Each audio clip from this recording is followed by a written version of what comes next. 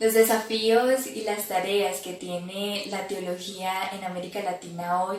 Empecemos hablando de esta época, de lo que aconteció antes de este siglo XXI, como la desintegración de la Unión Soviética o la caída del muro de Berlín.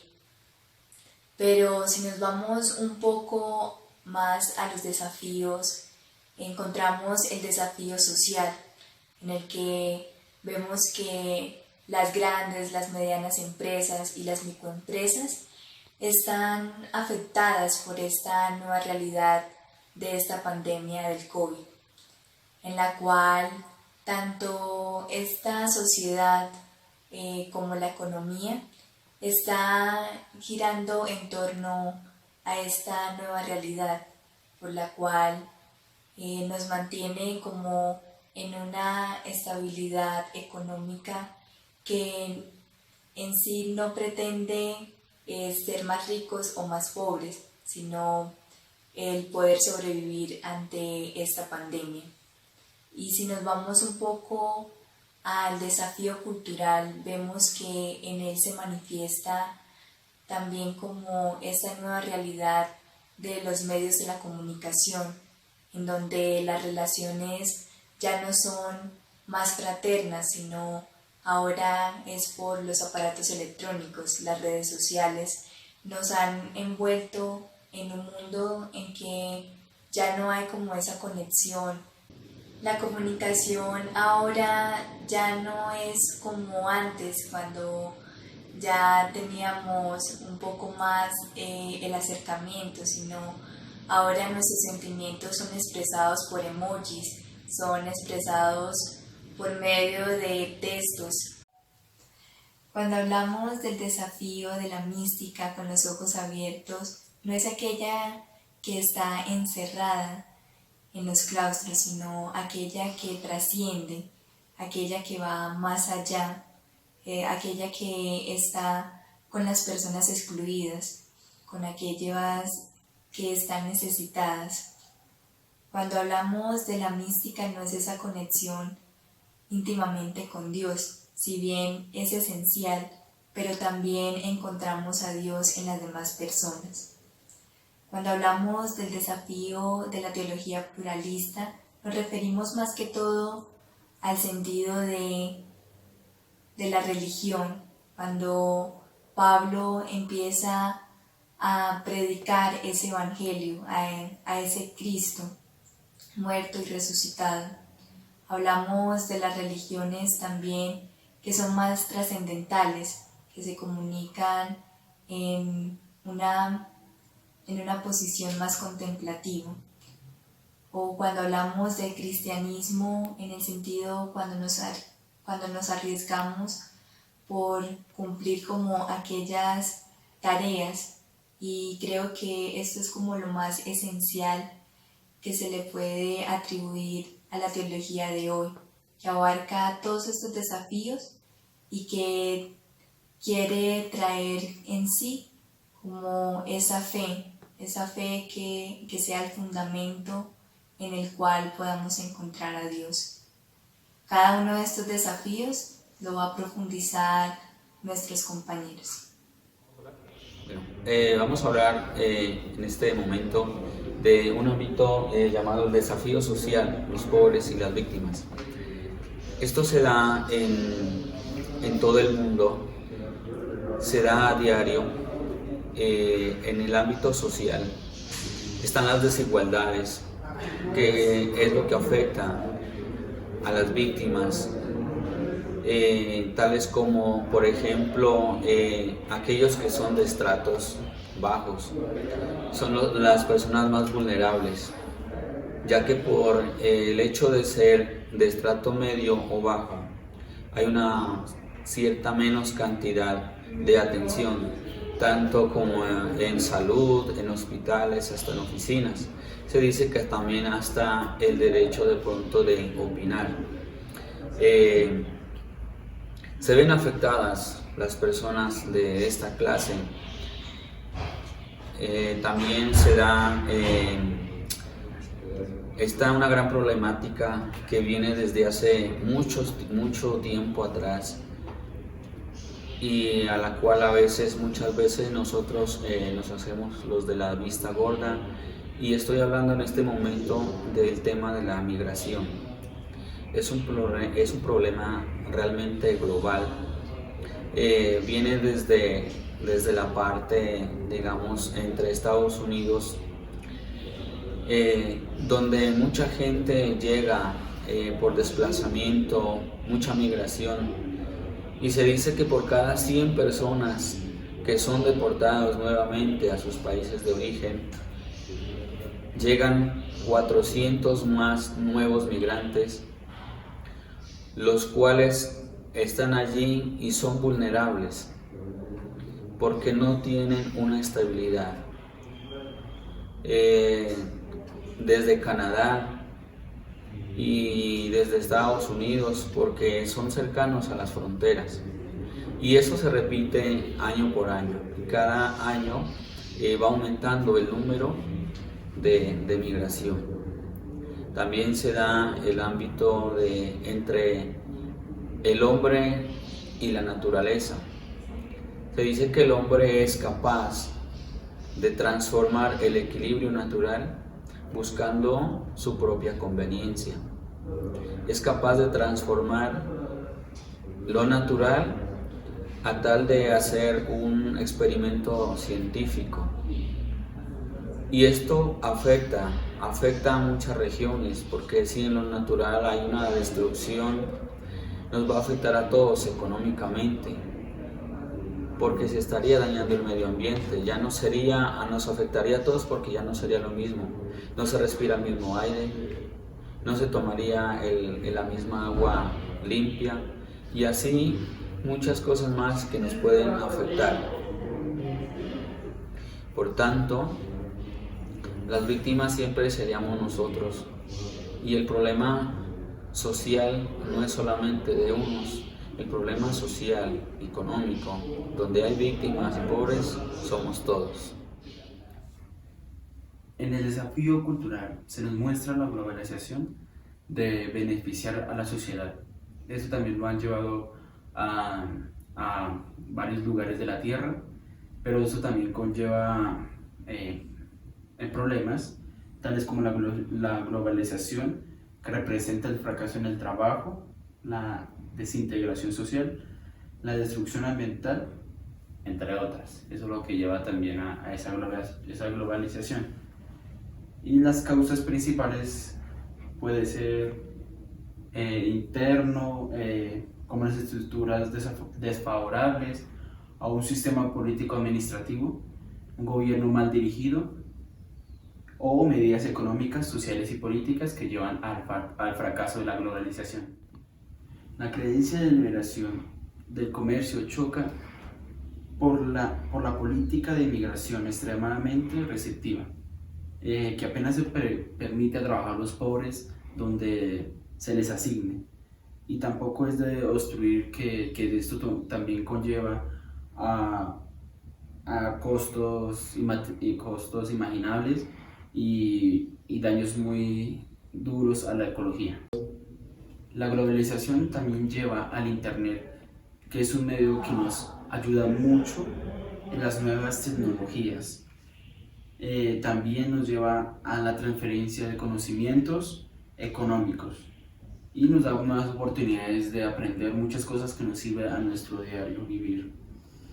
La comunicación con medio, con el correo electrónico, información que nos llega, pero pues eso también conlleva a problemas también, que también pueden facilitar a los crímenes, a la pornografía infantil, el racismo, la pedofilia, y pues también se lleva a la contradicción al suicidio y la glorificación de la violencia a niveles desconocidos.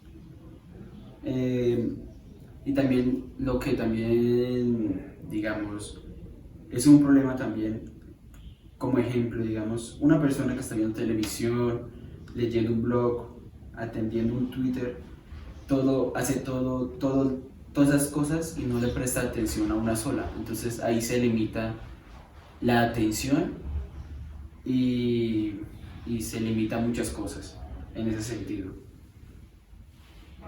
Y todo esto se puede entender como la economía de la abundancia o la economía de otros medios de atención o similares. Para concluir, si utilizamos bien estos medios, nos lleva una excelente calidad de vida que nos sirve para nuestra liberación y para tener una vida digna, también se puede decir también. Y nos da sentido en nuestra vida. Desafío de una teología mística de ojos abiertos. Se entiende por mística a la actividad de unión entre espíritu y divinidad. Esto se da gracias a la devoción, a la contemplación, el amor, entre otros. El teólogo Johann Baptist Metz, fundador de la teología política en el campo católico, usa la expresión teología de ojos abiertos para hablar del clamor entre la experiencia de Dios inspirada bíblicamente y la percepción intensa del sufrimiento ajeno. Existen dos tipos de teología mística: la teología mística de ojos abiertos y la teología mística de ojos cerrados. En este caso, hablaremos de la teología mística de ojos abiertos, pero sin dejar atrás la teología mística de ojos cerrados, ya que para llegar a la de ojos abiertos tuvimos que haber pasado por la de ojos cerrados, porque esta nos enseña la adoración, la contemplación, pero más personal. La teología mística de ojos abiertos nos enseña a contemplar, a ver a Jesús en el hermano, a sufrir con él, a acompañarlo. Esto quiere Dios. A veces se piensa que la mística es un fenómeno extraño, extraordinario y reservado a unas cuantas personas, pero esto no es así, ya que todos los católicos somos místicos, porque contemplamos el misterio de la resurrección de nuestro Señor Jesucristo. La mística bien entendida es una experiencia de fe, un desarrollo de fe, y la fe es el encuentro de una persona con el Dios vivo. La mística de ojos abiertos, lejos de apartarnos del mundo, nos compromete más aún al desarrollo de un mundo más justo y más humano. Entonces, si la mística de ojos abiertos nos separa del hermano, es una falsa mística. Pero si esta nos une más al hermano, nos acerca para sufrir con él, para ayudarlo en su necesidad y en su pobreza, es una verdadera mística. La fe cristiana es, a no dudarlo, una fe buscadora de justicia. Por eso, todos aquellos místicos de ojos abiertos siempre están en búsqueda de ayudar a las personas, de sufrir con el pueblo, de estar con el pueblo, de buscar lo mejor para el pueblo, de siempre estar lineal con el pueblo, siempre estar unido al pueblo. Entonces, ¿cómo hacemos para diferenciar a una persona mística y un activista político? Muy fácil. La persona mística está de la mano de Dios, siempre está guiada por Dios, está con el pueblo, pero Dios está en su presencia. Desafío de una teología plural y dialogante. El pluralismo, desde inicios del cristianismo hasta la Edad Media y a mediados del siglo XVI, la Reforma Protestante hace surgir el pluralismo, y a partir de la Reforma, como consecuencia del cisma de Occidente, la Iglesia Católica ha tenido otro punto de vista, como el racionalismo. En la actualidad, la Iglesia Católica ya no está institucionalizada como antes, sino plural y multiforme, como el tiempo anárquico, no tiene rumbo fijo. La sacralidad está caracterizada por el diálogo interreligioso que permite la posibilidad de vivir más profundamente la fe. La cultura es una determinante principal del pluralismo religioso. El pluralismo es una realidad actual. El diálogo interreligioso es clave para llegar a una experiencia de Dios, para la elaboración de una ética universal. Sin reducir la esencia de la propia religiosidad, la experiencia de lo sagrado sus derivados y la reflexión teológica es llamada a aprender de la experiencia de otras religiones. E incluso la experiencia religiosa ajena nos hace caer en cuenta de nuevos elementos de nuestra propia experiencia religiosa. La experiencia religiosa cristiana es una experiencia de amor y caridad, es darse al otro desinteresadamente. Esta caridad es aceptar al otro valorando sus diferencias y encontrar la similitud que nos ayuda a encontrar a Dios. Entonces, la teología cristiana primero tenemos que saberla, que fundamentalmente se compone de una religión. Tenemos que definir qué es religión. Principalmente religión es aquello aquella institución que se forma en una clase de leyes o reglas que eligen un estilo de vida y que se enfocan en aquello que es divino y que es superior a cada uno de ellos. Mientras que, por otro lado, la fe es todo lo contrario, porque la fe es la que lleva a probar la existencia, es la que corrobora o da pie o una base fuerte para desarrollar lo que es en verdad una teología cristiana. Esta fe para nosotros es muy importante, ya que nuestra fe no es una fe que se tambalea o se queda al aire, sino que es dada por aquel que es superior a cada uno de nosotros, que no solamente se queda con palabras, sino que es firmada como una carta magna en aquel discurso que dio un día en la montaña que el hombre llamado Jesús, donde dice: bienaventurados los pobres, bienaventurados los que lloran. En eso se basa nuestra fe, en la comunión, en el amor, en ayudar. Esa es la fe cristiana, que no tiene nada que ver con religión. Estamos totalmente errados si tenemos como religión a nuestra fe. Esto nos es revelado por gracia de Dios. Es muy importante también decir que la revelación fueron dadas anteriormente a nuestros padres, padres de la iglesia, podría así entenderse. También es revelada a los exégetas, teólogos, que se encargan de estudiar cada uno de estos puntos. Bien, entonces ya para finalizar y darle punto referente a lo que es la fe cristiana hoy en día, podemos decirse que la vivimos con la expectativa de la felicidad, de contribuir con la construcción de ese mundo feliz, de ese mundo donde reine la justicia y la paz. ¿Producto de quién? ¿A causa de quién? ¿O por quién, mejor dicho, viene esto? Esto viene dada a causa de el mismo Jesús de Nazaret, que es la base y el centro de nuestra religión, como podría decirse así, porque no podemos destacar de que Jesús también puede ser un hombre religioso.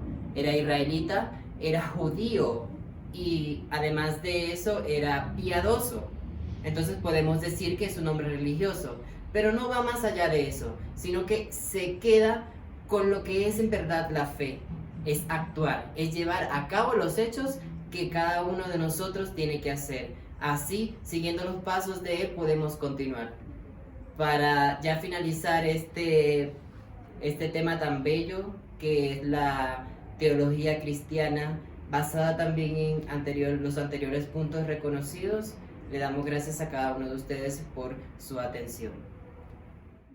Hablar de teología hoy en un contexto donde la gente cree no necesitar la experiencia de la fe, como en un contexto de un mundo acelerado, lleno de modas pasajeras, miles de ideologías, donde importa más el que tiene más. Yo creo que ahí podemos concluir que la teología tiene que irse más allá y hacer lecturas de estos acontecimientos actuales y mostrar el proceso revelador en estos contextos. Ya hemos escuchado los cuatro desafíos de la teología hoy. Podemos concluir un poco que la teología social, no importa que estemos en el siglo XXI, donde tenemos unos super métodos económicos donde no hay más pobreza, pero la hay aún más, en este contexto se debe manifestar más como el reino de Dios, ese que vino a nombrar Jesús, ese reino que se da para los pobres. Entonces en este contexto ahí es donde más la teología debe hablar, recordando el desafío de la teología cultural, miramos cómo la teología puede hablar con este contexto de globalización. En la experiencia de la teología mística, nos preguntamos es cómo la mística puede darse en este contexto donde no queremos hacer silencio o estamos en una sociedad en donde es muy difícil hacer silencio o si los hay, los llenamos de ruidos. Y recordando también en el contexto que vivimos que ya no es solamente una religión, sino muchas experiencias de religión. Entonces, ¿cómo hace la teología también para hablar como la teología plural, para hablar con todos estos contextos religiosos diferentes? Ahora, para hablar más concretamente de los desafíos que tiene la teología en este contexto colombiano, más específicamente, podemos nombrar algunos, como el conflicto armado. Entonces, ¿cómo la teología hace para hablar con este contexto de que hemos vivido toda la historia de guerra, de armas, de conflicto, de campesinos desplazados? ¿Cómo hace la teología para entrar ahí y para dialogar con las víctimas y hacerles ver como el pasado como una especie de cruz y ahora cómo se hace para resucitar en cierta manera? ¿Cómo hace la víctima para ver desde la teología el perdón con esas personas que quizás asesinaron a sus hijos, a sus familiares? ¿Cómo hace la teología? Ahí la teología tiene una tarea bastante grande que hacer. Ahora, la teología plural también tiene una tarea bastante grande en el contexto indígena. ¿Cómo sale a hablar como con esta otra cultura sin cambiarles como el pensamiento o la visión, sino como un diálogo de cultura a cultura? ¿Cómo se puede relacionar? ¿Cómo se puede mostrar la teología en ese contexto también como la persona de Jesús? Y luego el último desafío que quisimos también nombrar es el contexto de los jóvenes. Sabemos que nuestro país es bastante joven a comparación de otros países que su contexto no es tan favorable como el nuestro. Ahora, si somos entonces un país tan joven, ¿cómo hace la teología para llegar a los jóvenes? ¿Cómo hace la teología para dialogar con este público? ¿Y cómo hace para motivarlos a que la fe es algo que se puede vivir